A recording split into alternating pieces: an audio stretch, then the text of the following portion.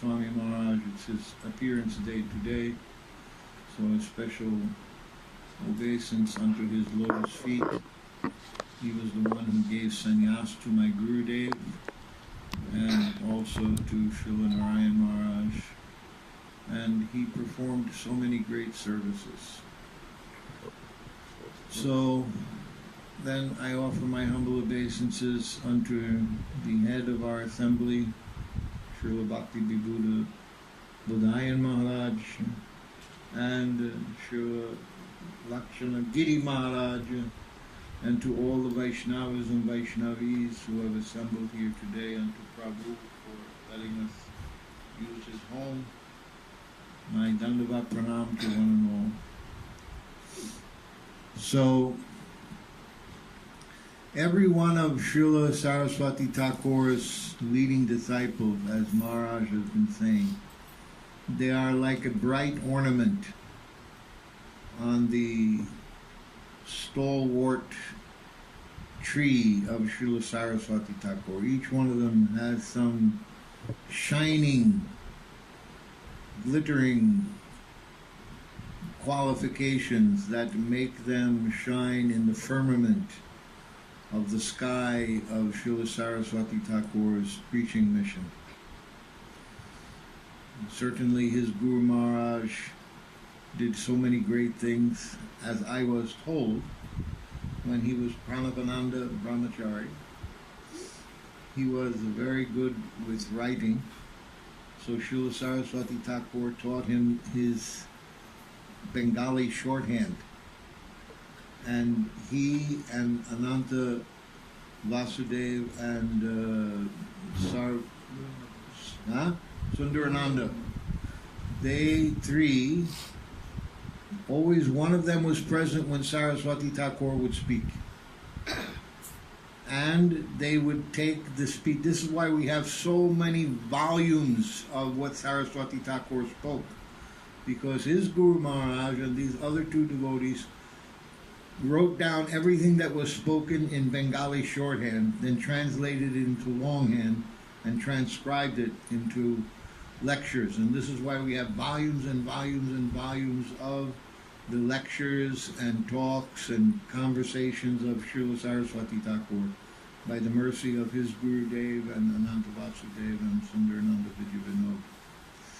So everyone had their role to play.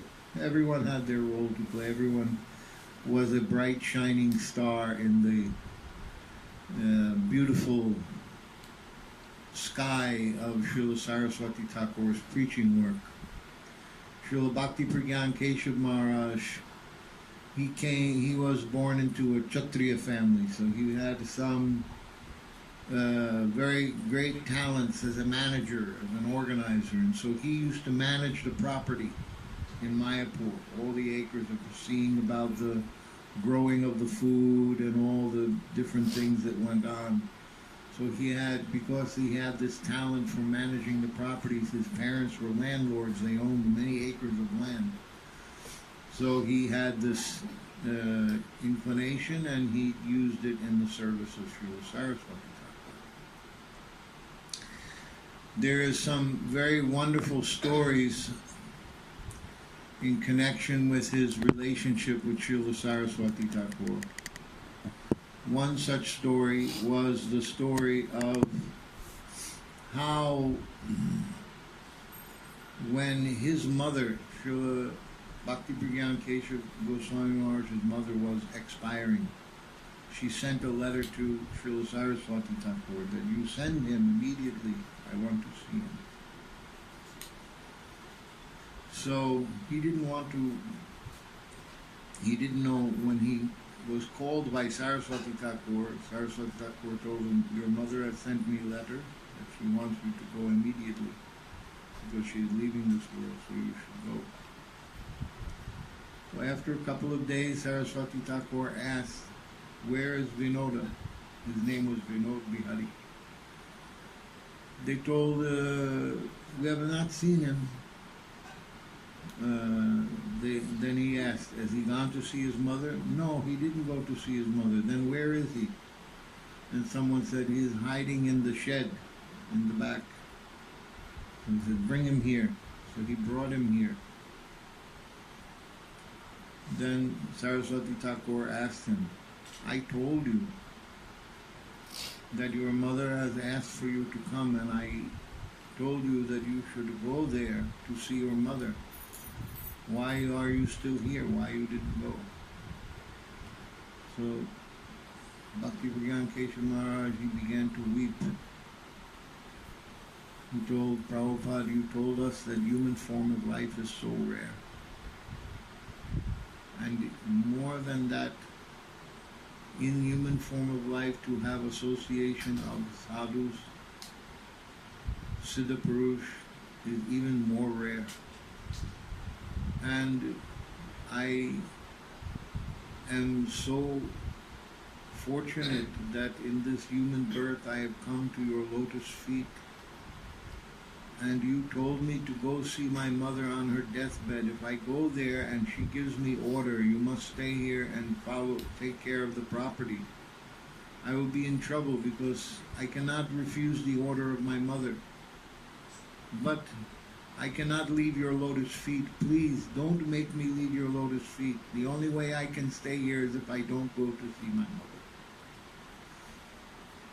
So weeping like this, he prayed to Saraswati Thakur, who said, okay, you don't have to go. So this was the deep relationship that they had with each other. And once he used to supervise the growing of everything, Srila Bhakti Pragyan Kesava Maharaj.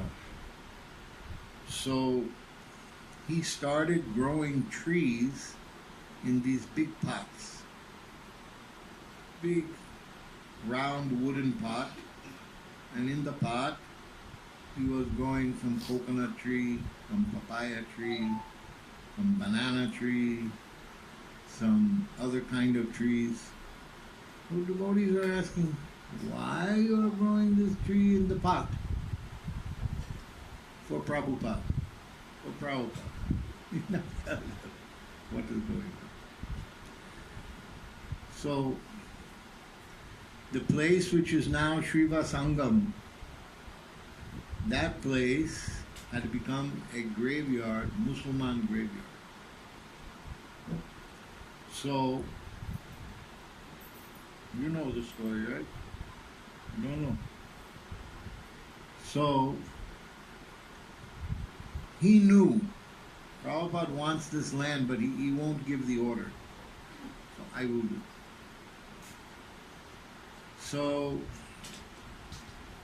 in the middle of the night, he took many brahmacharis to that place. He said, okay, dig this grave, take the Mussalman body and put in the river. Now furrow the land. Now put all these trees, what I have grown around, everywhere. Now we put this grass down, what I have grown this grass. So we put all the grass everywhere. Okay, now we can leave. So next day, Muslims complain, where is the graveyard, where is the graveyard? So they called the police. Policeman came, he said, what you are talking about? He said, there was a graveyard here. They must have removed it. How they could remove it? Look at these trees. These trees are 2 years old. 2 years old tree cannot grow overnight. Overnight the tree has grown. So many 2 years old tree is here, and this grass is here, thick old grass. It is not new grass. How you kind say it like this?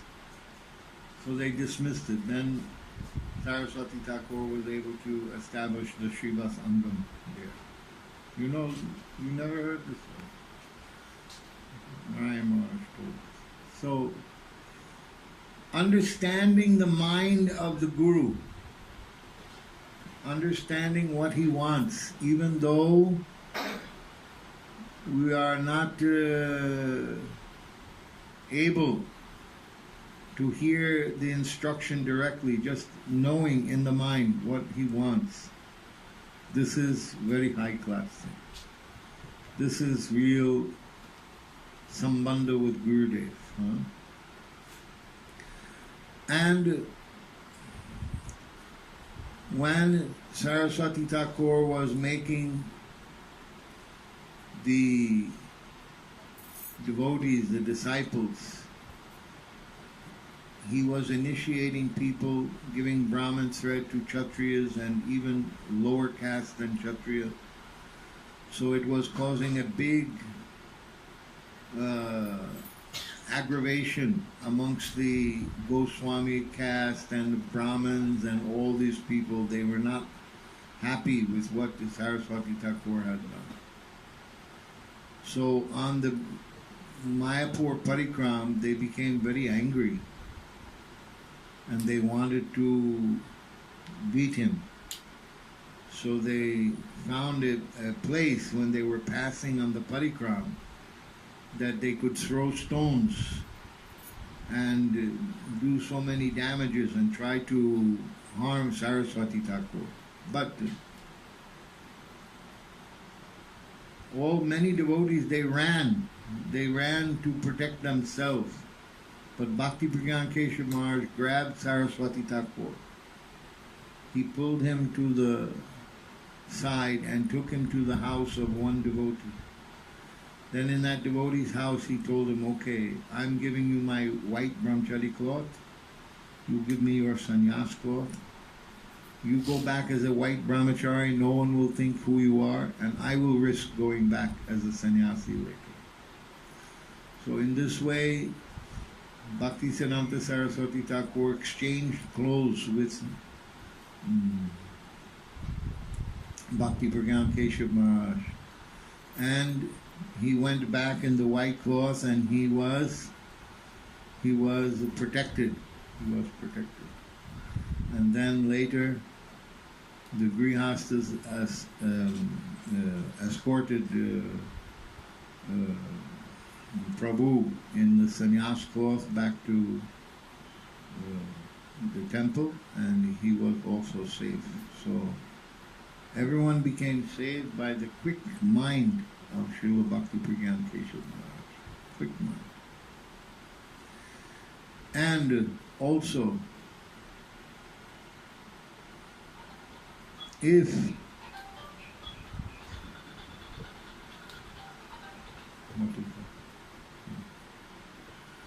there was many other stories about the glories of Srila Kesava Maharaj. One of the things that he did was he wrote many beautiful songs and poetry. He wrote the poetry to the song to the Prabhupada Arti. The Prabhupada Arti is sung every day at the Mutt in the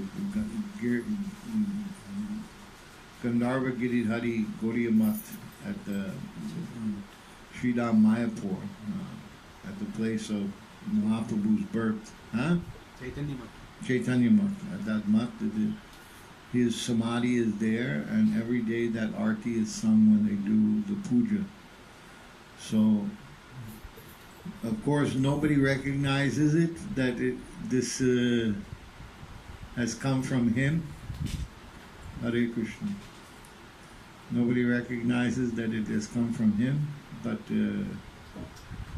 he doesn't care. He said, I don't want recognition, I just want that Prabhupada should hear the glorious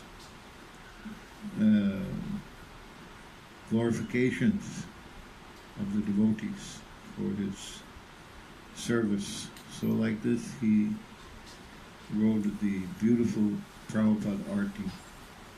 He also wrote one very special poem called Radha Vinod Bihari Tatvastakam. And in this poem, he gives the innermost meaning of Radha Dasyam and Achinta Beda Beda Tattva. It's all explained in this poem. Very beautiful. If you want to understand these things, you can read this poem. Radha Chinta Niveshina Yasya Kantir Vilopita Sri Krishna Charanam Vande Radha Lingita Vigraha. That I worship Sri Krishna Charanam Vande, I worship that form of Krishna. Which form of Krishna? The form of Krishna who is Radha Lingita, who has turned golden color due to his absorption in the mood of Srimati Radhika. Or Radhaya Lingita, who has turned golden color due to the all-encompassing embrace of Srimati Radhika. This Krishna is whom I worship. So this is indicative of the mood of Manjaris, how they want that Krishna should be the one to cry for Radha, not that Radha should cry for Krishna. That they want that Krishna should be the one who absorbs himself in Radharani's mood and takes on the bhav of Radha.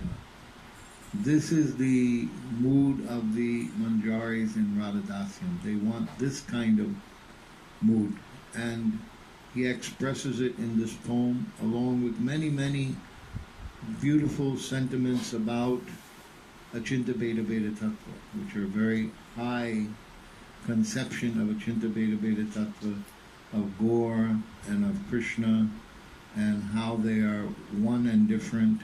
Everything he explains, very deep.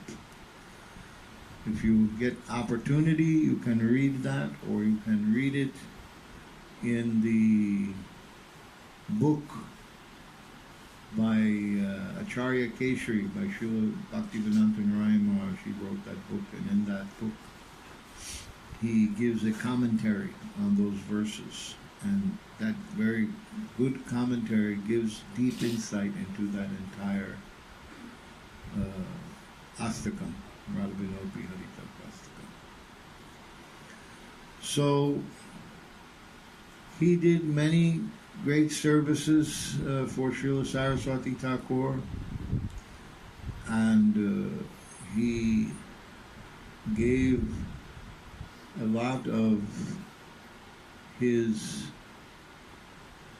blood and heart and soul to the mission of Gaudiya Math, and we should be very happy that we had such a bright star on the firmament of Srila Saraswati Thakur's mission.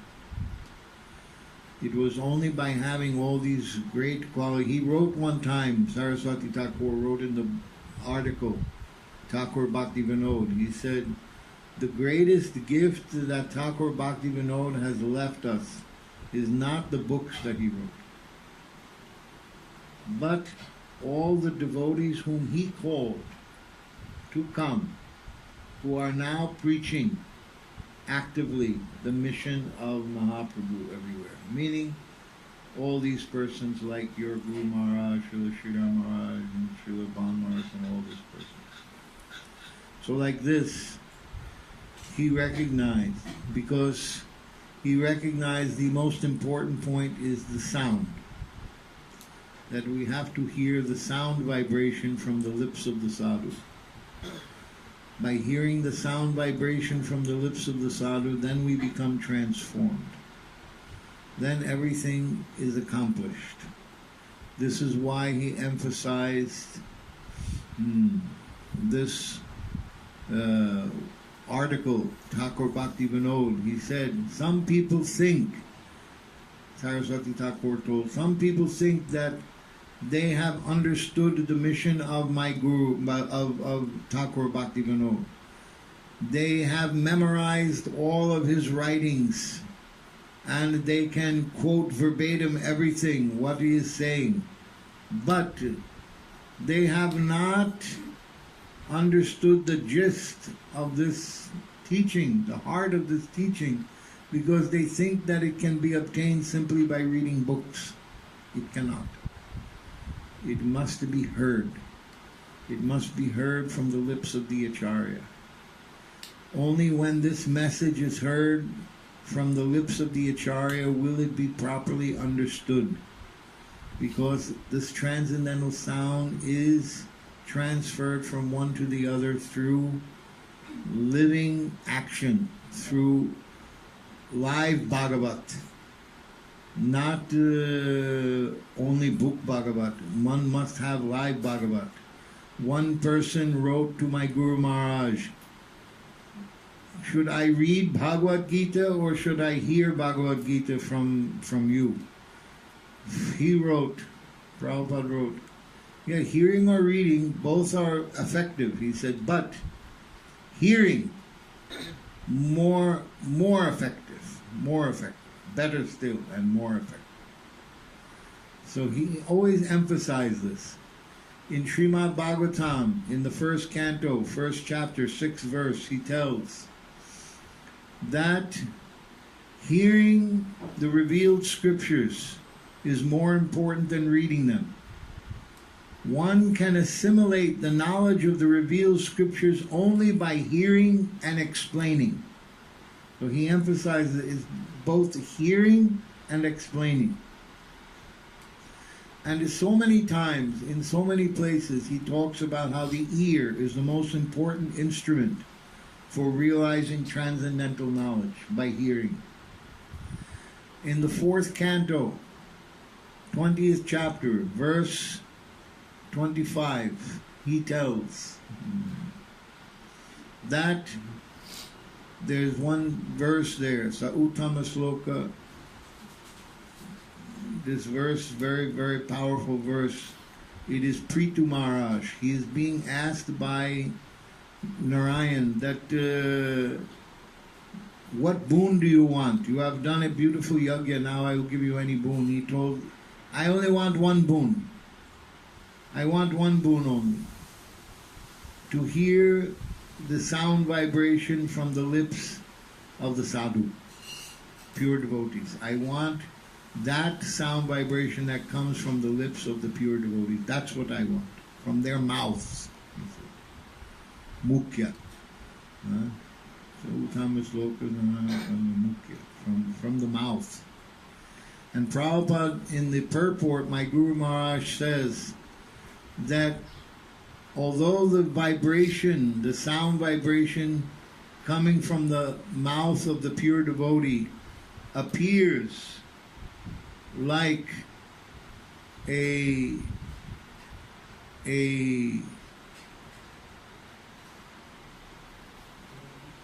did I say something? He left? Huh? Office. He has to go to office.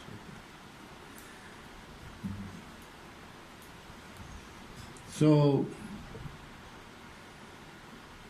he says, although the sound vibration coming from the lips of the pure devotee sounds like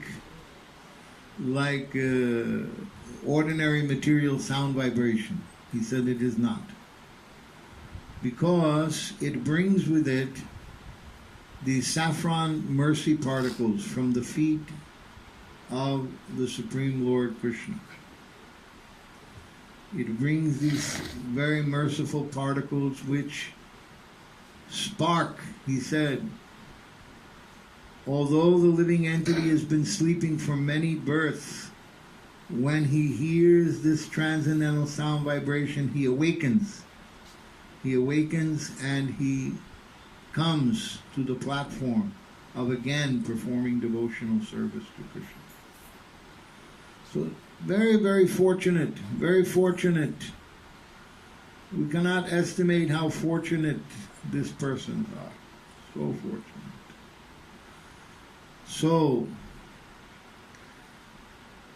therefore, if we want to understand the process of devotional service, we have to regularly hear, explain, and chant. It is indispensable. If we don't chant and we don't hear from sadhus and then explain what we have heard to others and share it, then we cannot achieve any real progress in our spiritual life.